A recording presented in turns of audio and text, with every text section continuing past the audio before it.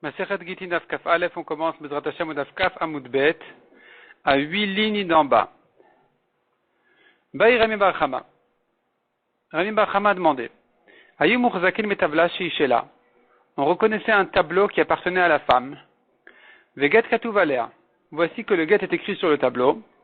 Varei Yota Mitachat Yado. Et que le get trouve maintenant le tableau chez le mari.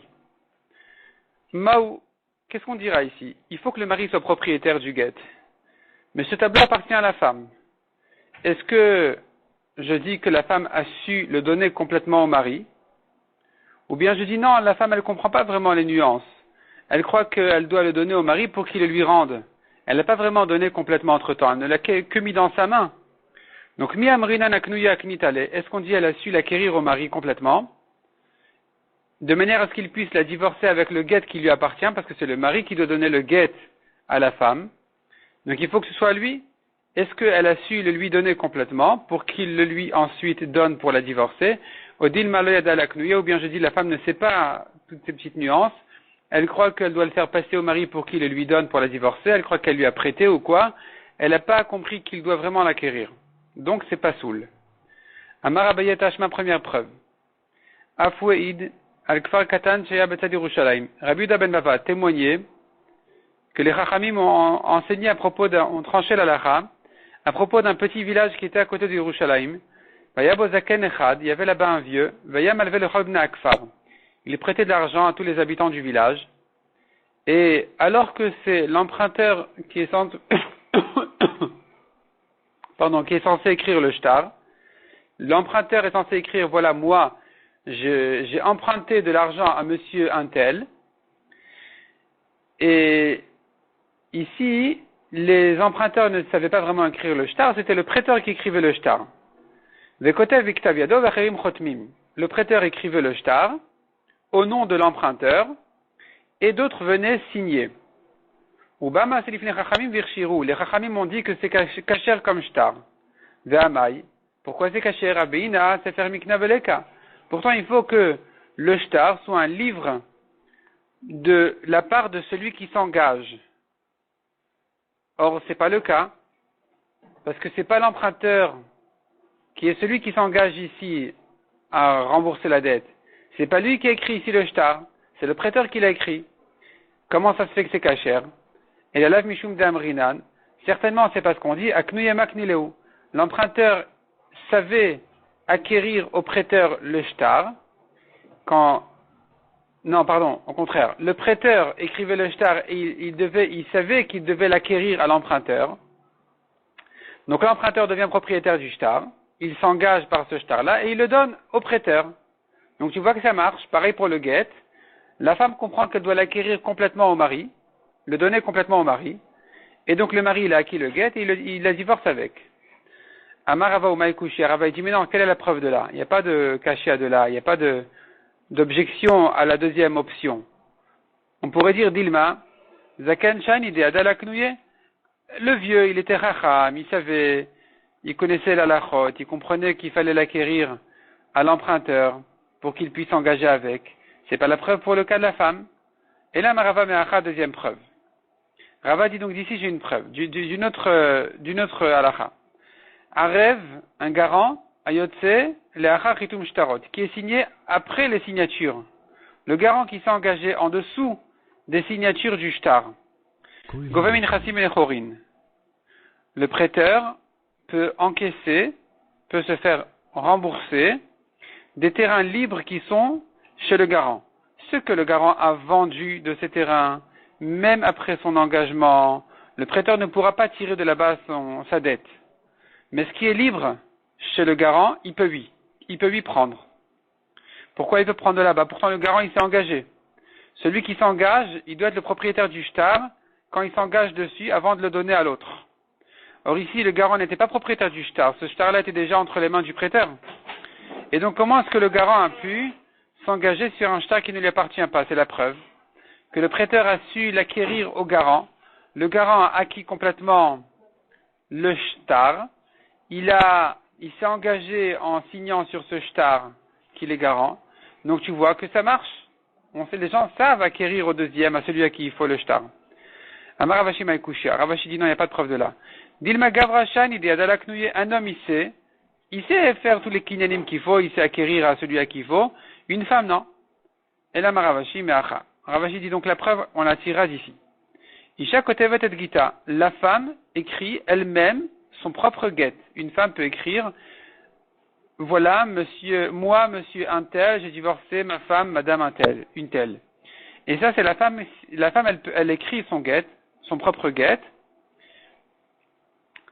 Et c'est pas un problème qu'elle le donne ensuite au mari pour qu'il la divorce avec. Donc tu vois clairement que la femme sait l'acquérir au mari et le lui donner complètement.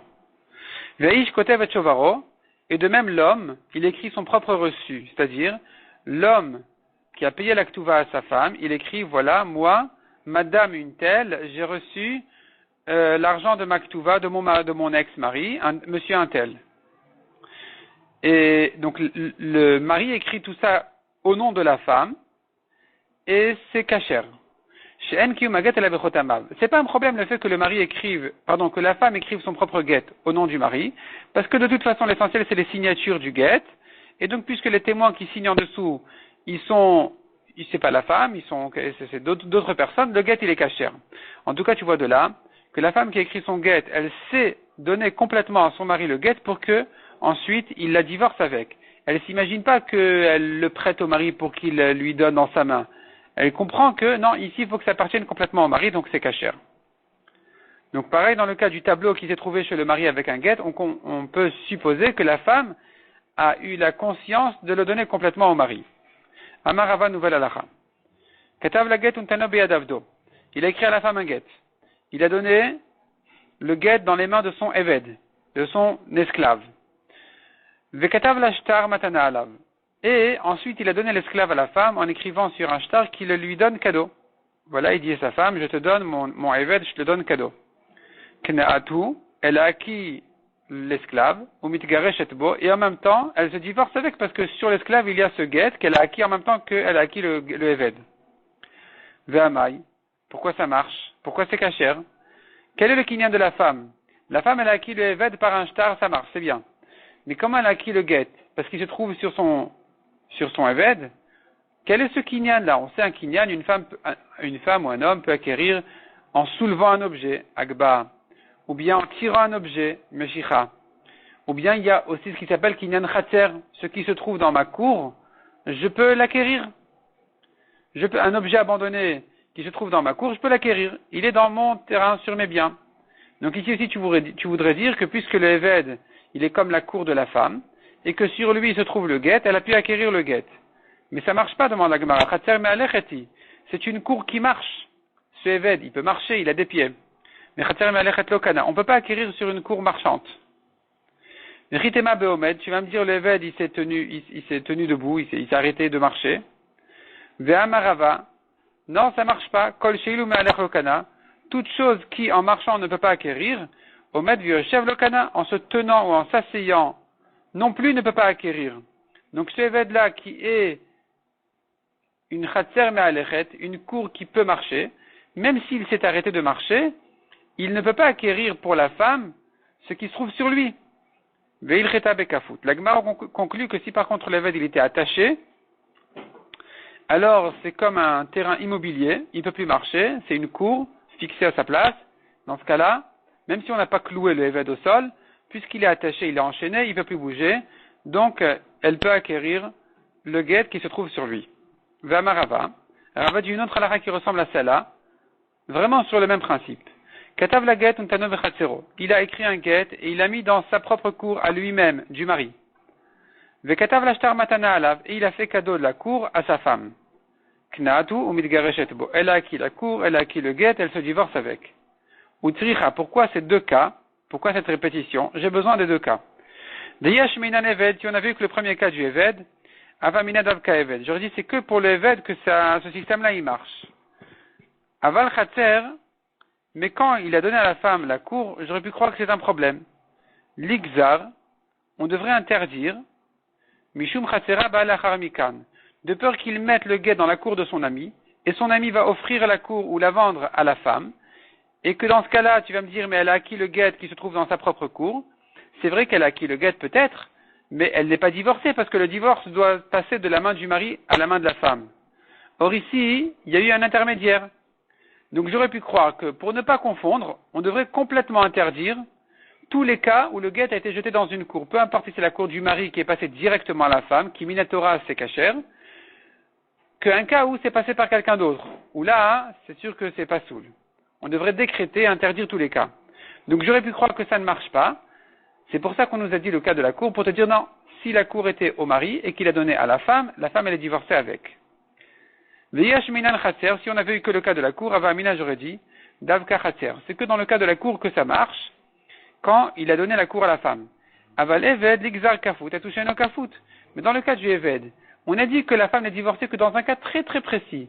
Il ne s'agit que du cas où le eved il est enchaîné, il est attaché, il ne peut pas bouger. Et donc j'aurais pu croire que dans ce cas-là, elle n'est pas divorcée midera banane, de peur qu'on risque de le donner au eved qui n'est pas attaché. On va dire, mais quelle importance s'il est attaché ou qu'il est assis ou couché sans bouger, ça revient au même. Non, ça revient pas au même. Donc les gens ils vont confondre, j'aurais pu croire que c'est pas soud dans tous les cas, kamash malan que c'est cachère. S'il est attaché, c'est cachère, elle est divorcée. Amar Abaye. Abaye demande comment ça marche ce système-là, que le mari donne à la femme la cour et qu'elle se divorce avec. D'où on a appris toute cette halakha de dire qu'une femme peut se divorcer en recevant le guet dans sa cour. D'où on a appris ça? D'où ça a été inclus la cour? Miada. On compare la cour à sa main. Quand la Torah a dit il donnera le mari le guet dans la main de la femme, on a une dracha qui vient inclure de là non seulement la main, mais tout ce qui ressemble à sa main, donc tout ce qui lui appartient. Ses terrains, sa cour, tout ça c'est bien aussi. Et puisque la cour c'est un dérivé de la main, je la prends de la main, alors la cour doit ressembler à la main de la femme. Elle doit ressembler complètement à la main de la femme, non pas physiquement, mais dans le système. Et comment ça voudrait dire que dans le système la cour ressemble à la main de la femme? Ça veut dire que Mayada Deita Ben Midata Uven Bal Kocha, de même que quand la femme reçoit le guet dans sa main, elle est divorcée aussi bien si elle le veut que si elle ne le veut pas. Elle ne veut pas le divorce. Dès que le guet est arrivé dans sa main, Minatora, elle est divorcée. Alors je devrais dire que pareil pour la cour. Afratsera Deita Ben Midata Uven Bal Kocha. Il s'agit d'une cour par laquelle elle peut se divorcer volontairement comme involontairement, comme contre son gré, et que dans tous les cas, c'est-à-dire, elle ne peut se divorcer si elle a reçu le guet dans sa cour volontairement que si elle aurait pu se divorcer aussi si elle ne le voulait pas. Mais dans le cas où la cour était au mari et qu'il l'a donné à la femme, dans ce cas-là, ça ne marche que si elle veut recevoir. Si elle ne veut pas recevoir, elle ne peut pas recevoir un cadeau de force. La cour ne lui appartient pas, tu ne peux pas le donner de force à la femme. Le guet, tu peux le rentrer dans sa main. Un guet, tu peux donner de force à la main de la femme. Mais la cour, tu ne peux pas offrir à une femme la cour de force. Donc, puisque ça ne marche pas de force, ça ne devrait pas marcher non plus même volontairement. Parce que ça ne ressemble plus au cas de la main, qui marche aussi bien volontairement que sans sa volonté. Donc, la Gemara demande Vea Matana. Or, dans le cas du cadeau de la cour, Mida Taïta, Balkochaleta. Ça marche que si elle est d'accord, pas si elle n'est pas d'accord. Donc, comment ce système-là, de divorcer la femme en donnant la cour à la femme, il est valable? Comment ça peut marcher ce cas-là? Pourtant, ça ne ressemble pas à sa main. C'est pas comme si elle avait reçu dans sa main. Matkifla Rav Shimi Barashi. Rav Shimi l'objecte à Abaye. Pourquoi ça te dérange le fait qu'elle ne puisse pas recevoir la cour en cadeau de force? C'est vrai que de force, elle n'est pas divorcée, mais si elle a voulu recevoir la cour, pourquoi elle ne serait pas divorcée? Ve'ah shlichut le Kabbalah.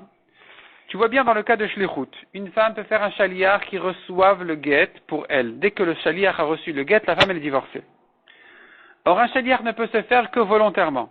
Demida taïta, balkochaleta. Si elle veut qu'il soit son shaliach, il le sera. Si elle veut pas, il ne devient pas le shaliach contre la femme.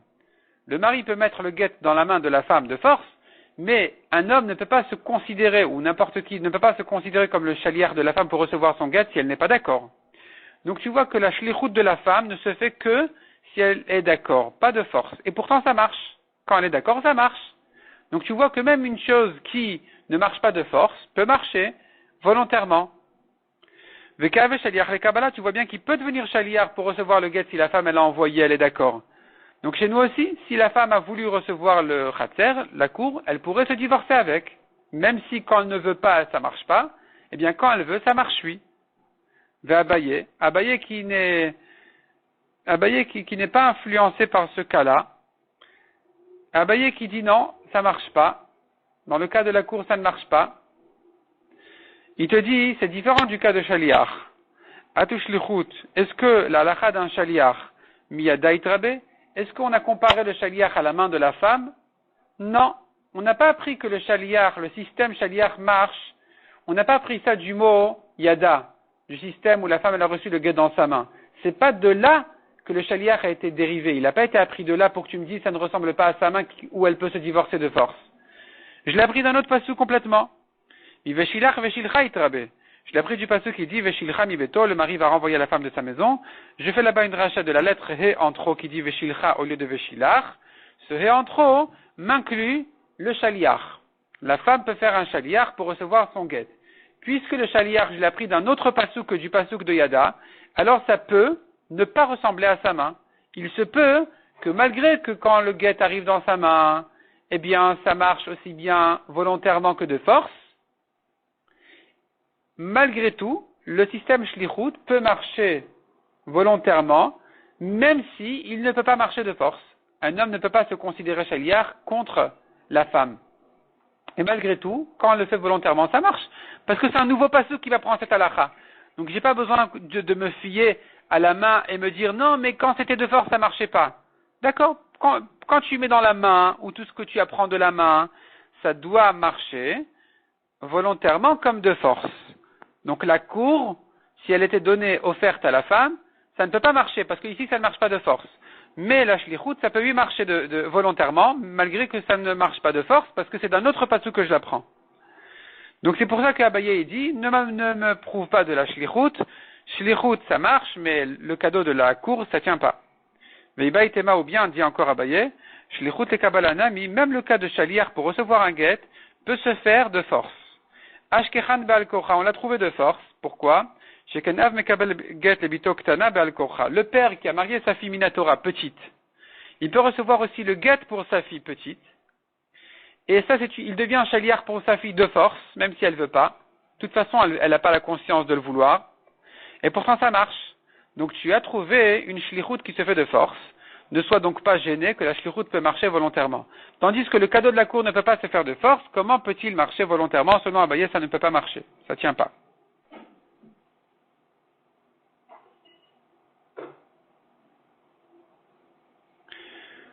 On a vu encore dans la Mishnah, un guet peut être écrit sur une feuille d'olivier. Une feuille d'olivier, il écrit dessus le guet entier. Du moment que la feuille est détachée de la terre, il peut le faire. Enfin, je dis le guet entier, c'est pas précis, parce que sur une petite feuille, une feuille d'olivier, on ne peut pas écrire un guet entier avec toutes ces 12 lignes. Il s'agit qu'il écrit l'essentiel du guet. Ce problème est traité dans le Yerushalmi qui demande mais comment on peut écrire un guet entier sur une petite feuille d'olivier? Il répond, il écrit l'essentiel du guet. En tout cas, on a vu à la suite de la Mishnah que s'il a écrit le guet sur la main de son éved, de son esclave, il doit lui donner le éved à la femme. Si par contre, et de même, s'il a écrit sur la corne de sa vache, il doit donner la vache à la femme. La Gemara demande, Bishlamayad de éved, je comprends sur la main du éved qu'ils doivent donner le éved entièrement à la femme. On tourne la page. Pourquoi? Le F charlemik, il ne peut pas couper la main du éved. Rachid dit c'est interdit. C'est interdit de blesser quelqu'un qui est chayav be mitzvot. Le éved, il est chayav de mitzvot comme une femme, donc il est interdit de le blesser. Il n'a pas le droit de couper la main de ce éved en question pour donner le guet à la femme, donc il est obligé de donner le éved entièrement à la femme.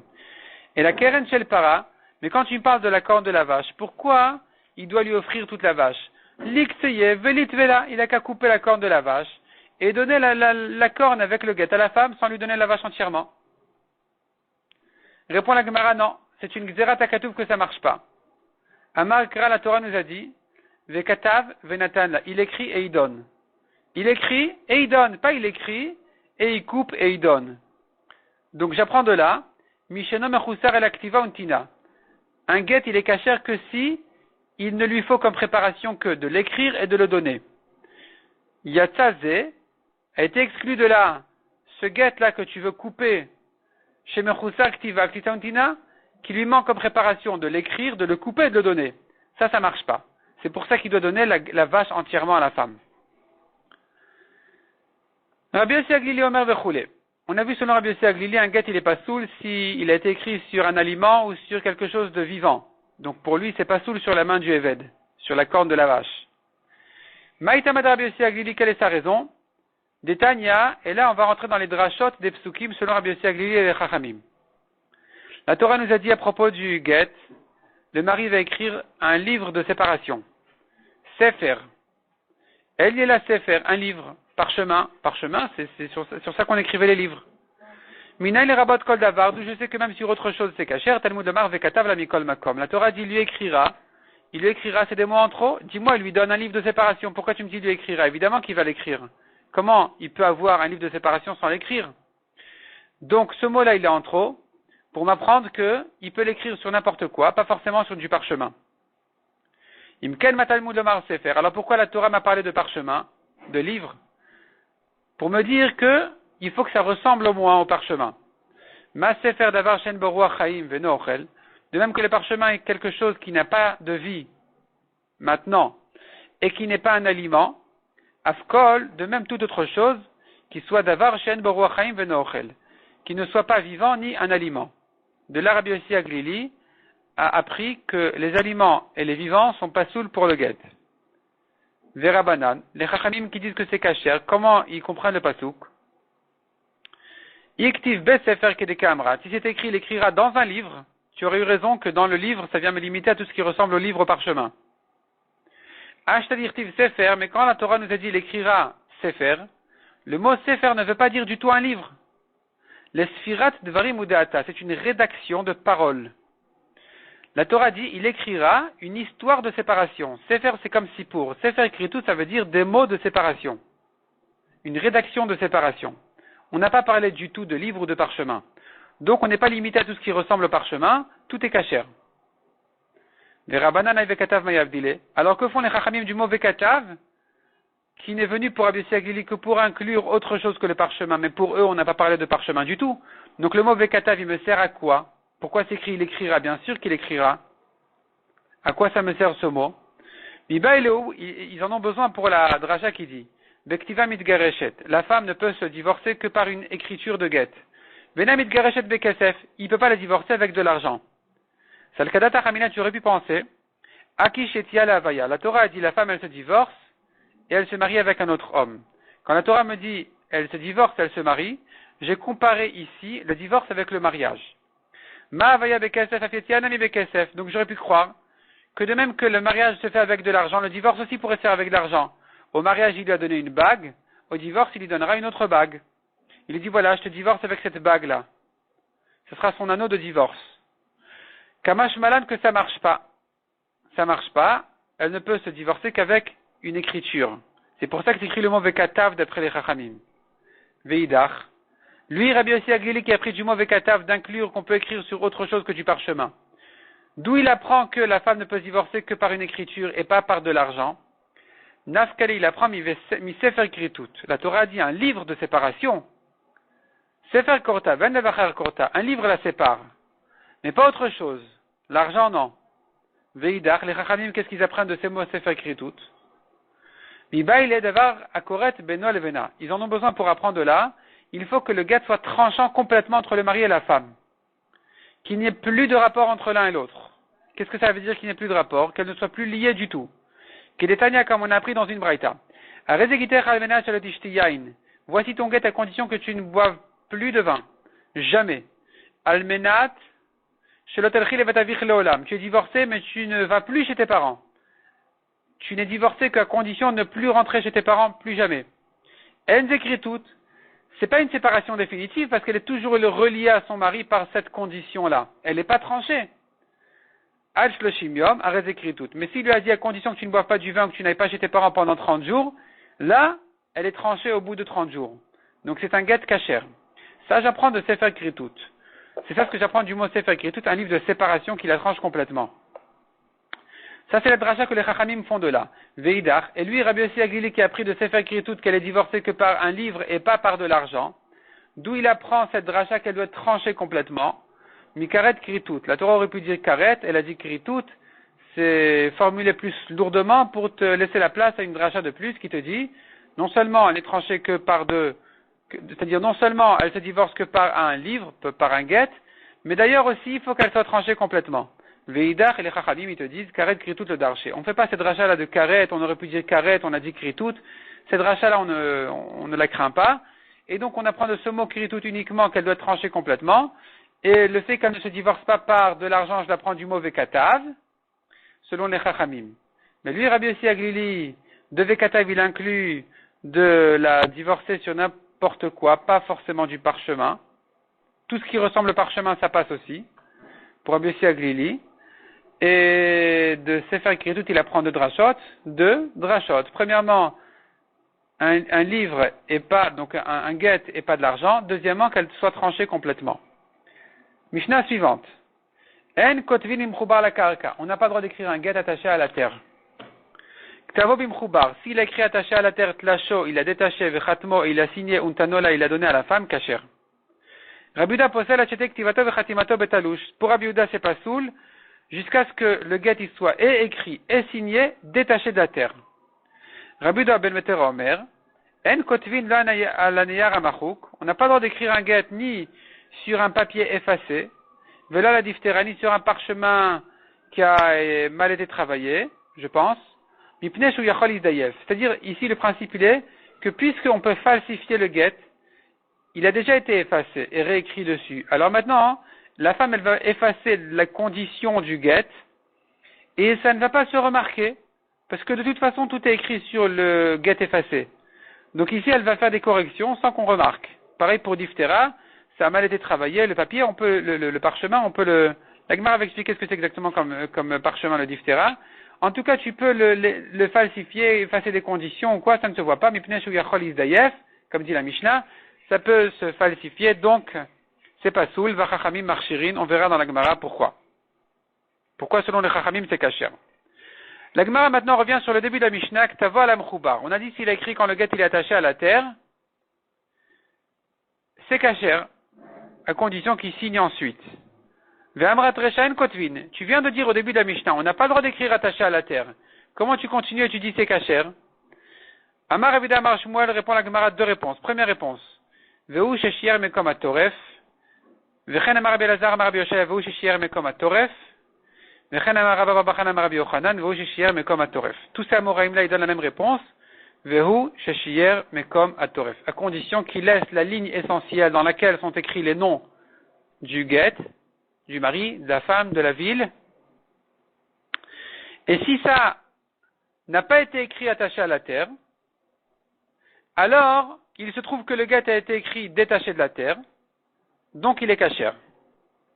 Le Rabbi Elazar, notre Mishnah pense comme le Tana Rabbi Elazar de Amar et de Messira Karte, qui dit que l'essentiel des témoins sont les témoins de la transmission du get, et non pas les témoins signés. Si tu me dis maintenant que l'essentiel du témoignage, ce sont ceux qui ont vu le get passer de main en main, donc tu comprends que l'écriture du get n'est pas la signature, mais le get lui-même. C'est pour ça que d'après lui, il faut absolument que la ligne essentielle du get soit écrite quand il était déjà détaché de la terre. Zahri Amar, la Gemara s'explique. En kotvin tofes, shema ichtov toref. On n'a pas le droit d'écrire même la rédaction classique du get sans le nom quand c'est attaché à la terre, de peur qu'il écrive aussi la ligne essentielle des noms. Ktavol et tofes. Mais si maintenant il a écrit quand même toutes les lignes habituelles, utlasho, il a détaché, ktavol et toref, et il a écrit la ligne essentielle, donc la ligne des noms, untanola kasher, il a donné à la femme, c'est kasher. Pourquoi? Parce que l'écriture du get, qui est donc la ligne des noms, elle a été faite quand c'était détaché de la terre, c'est l'essentiel, c'est kasher. Le Resh Lakish Amar. Resh Lakish dit notre Mishnah sera comprise non pas selon Rabbi Elazar, mais selon Rabbi Meir. Chatmo Shaninu. La Mishnah a parlé de la signature, c'est-à-dire qu'il a signé le get quand il était détaché de la terre. Signer, c'est les signatures, c'est pas compléter le get. Le Rabbi Meiri, notre Mishnah pense comme Rabbi Meir de Amar et de Khatima Karte, qui dit que les témoins essentiels sont les témoins de la signature. Donc il me faut, quand la Torah m'a parlé d'écrire un get, elle m'a parlé de signature en fait. Et elle ne m'a pas parlé ni du get lui-même, ni même de la ligne essentielle. Ce qui s'appelle dans la Torah l'écriture, c'est les signatures du guet parce que ce sont eux les témoins essentiels. Ve'arike amar, et donc tu comprends la Mishnah comme ça. En kotvin toref, on n'écrit pas la ligne essentielle du guet quand il est attaché à la terre. Midera banan, gzera shemayach tom, de peur qu'il signe. Ktavol et toref, si maintenant il a quand même écrit le guet entièrement, quand c'était attaché, tlasho, il a détaché, chatmo, il a signé détaché, netanola, et il a donné à la femme, kasher. Dans ce cas-là, c'est kasher. Pourquoi? Puisque les signatures ont été faites détachées de la terre, et que pour Rabbi Meir, l'essentiel de l'écriture, c'est la signature, puisque lui, les témoins essentiels d'après Rabbi Meir, c'est les signatures. Donc, puisque les signatures ont été faites quand le guet a été détaché de la terre, il est kasher. Donc, notre Mishnah qui nous dit on n'écrit pas, ça veut dire on n'écrit pas midera banan, une partie du guet, de peur qu'il écrive la partie essentielle du guet. Si maintenant il a écrit ce qui est interdit midera banan, il a écrit attaché à la terre, ensuite il a détaché, puis il a complété le guet essentiel, qui est d'après Rabbi Elazar, la ligne des noms, et d'après Rabbi Meir, les signatures. Puisque ça a été fait, ça, quand c'était détaché de la terre, c'est kasher.